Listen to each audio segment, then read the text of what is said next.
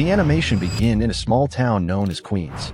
Nearby, we heard a voice of Auntie May informing Peter that he is supposed to be up from bed 15 minutes ago, which Peter soon realized and began to quickly hurry himself since he is already getting late for his orientation day at Midtown High.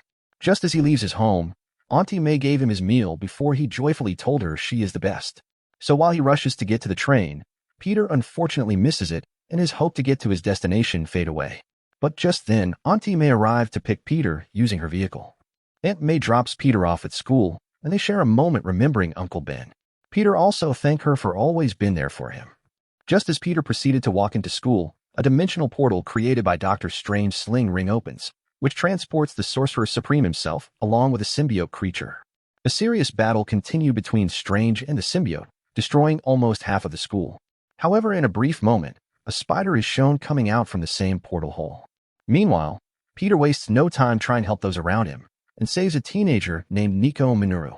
Dr. Strange immediately arrived to contain the creature before closing the portal, but unfortunately, the spider from earlier is left behind.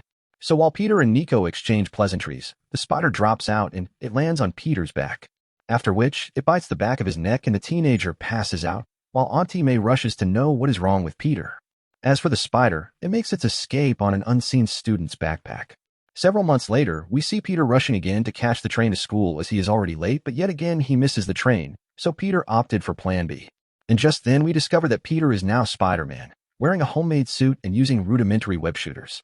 As he began to swing himself to school, but on his way, Peter found some hoodlums harassing a young teenage named Harry Osborn, but while he ran for his life, he slipped and fell onto the road, while also facing an incoming vehicle, but fortunately for him, Peter arrived to save his life before the goons eventually catches up to them. They began to film life while also trying to bully the young man. One of them quickly ran straight to Peter for a fight, but Peter dealt with him and also his other goon. Peter quickly took their phone off, before informing them to call the cop as the webbing should wear off in an hour or so.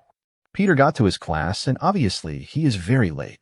Soon after, we get to discover that Peter has feelings for his old babysitter Pearl Penguin, and is now best friends with Nico, who also seems to be attracted to Pearl. Peter believes Pearl will always keep seeing him as a kid, and she would never agree to go on a date with him. However, Nico motivated him not to count himself out and he should try asking her out. She also reminded Peter that she might also ask Pearl out herself. As soon as they were done with their discussion, Peter sat in his class while he sketches the classic Spider-Man suit, but just then he is forced to make his excuses so he can leave and stop a high-speed chase. He began to chase after the vehicle. After a long chase, Peter eventually catches up with the vehicle and stopped the bad guys. At this moment, it seems people already love their neighborhood hero. Peter head back to his school, where he finally got the courage to go ask Pearl out, but just as he walked towards her direction, Nico stopped him, before then informing Peter that Pearl is dating Lonnie Lincoln, a high school jock. However, during their science class, to Peter's surprise, Lonnie picked Peter as his project partner, and we discovered that Lonnie also happens to be much smarter than Peter expects, making it clear that Lonnie is just a good dude who wants to befriend Peter. Lonnie has a long way to travel home back to Harlem, but on his way, he gets treated badly as a woman decides not to sit near him on the subway, and the cops following him as he walks back to his family's apartment. He got home, and indeed, he also have a lovely family. Meanwhile, Peter caught a robber who stole from a pizzeria. He convinces the owner to give her a break as she recently lost her job and is having a tough time. As a token of appreciation, the owner gave Peter a free pizza. On the way, he finds a DVD player in the trash and notices a very nice car, the type of car that might belong to, say, Tony Stark outside his apartment building. Meanwhile, at home, Auntie May is having a discussion with a man named Norman Osborn who introduces himself and wants to talk to Peter. He explained to Peter that he wants Peter to come work at Oscorp and offers him a paid internship. Needless to say, it's a dream come true for the web-slinger. But Auntie May is bothered about Peter getting distracted from school by all this. But Oscorp assured her it is going to be strictly extracurricular. Later on, Peter goes on to catch a creep who is planning to rob a woman. Moment later, Peter is then introduced to the rest of the football team by Lonnie Lincoln, proving to be far from your cliched high school jock, even giving Peter the team trophy. Afterwards, Nico is informed about Peter's new opportunity, but Nico isn't a fan of Norman and thinks he's shady. During their conversation, Pearl arrived to join them in their discussion, while they soon watched the game. Afterwards, Peter left for his appointment, but on getting there, he is told by the receptionist that he is 15 minutes late. Later on, he is given a card, which gives him access to the building. Once Peter was in, we found out he isn't the only intern there, and meets Amadeus Cho, a girl called Asha from Wakanda, and Jean Foucault. Dr. Bentley Whitman is in charge and doesn't appear overly happy with having to watch over these kids. After he tests their capabilities, Peter is paired up with Dr. Carla Connors. She works in energy research and has only one arm. The two continue their research as time goes on. Soon after, Peter received a call from Nico informing him that the team won the game and they are hosting a party.